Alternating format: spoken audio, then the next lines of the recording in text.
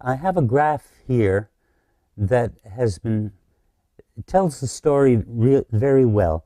This particular page of statistics records the per capita national debt of Canada from Statistics Canada from 1940 to 1987.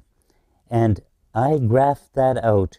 Our national debt per capita did not go up here in spite of the fact that we spent billions of dollars for the war effort, but we continued along. We put every person that came back from the war to work. We built universities for them to attend. We brought in Medicare, health care, family allowance, and all those other benefits for Canadians. And that worked fine until the mid-70s when other pressures began to push into our governments. And we went along very fine until 1970, 73, 74. In 1974, our national debt stood at a mere $18 billion. That's the national debt, not provincial or municipal. That's our national debt for all of the nation. External forces began to put pressure on our governments and through our newspapers that we should not be creating our own money.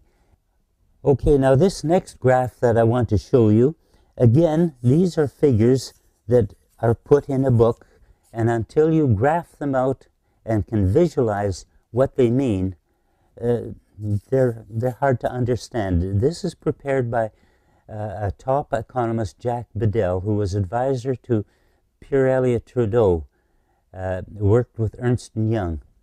And he was disappointed to see what was happening, that we were losing our sovereignty in Canada.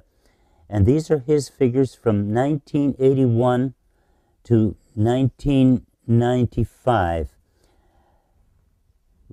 Our government, in order to pay for a debt that should never have existed in the first place, had to tax the people. And income tax was levied to all of Canadians. And during that period of time, 81 to 95, our government collected $619.2 billion in income tax.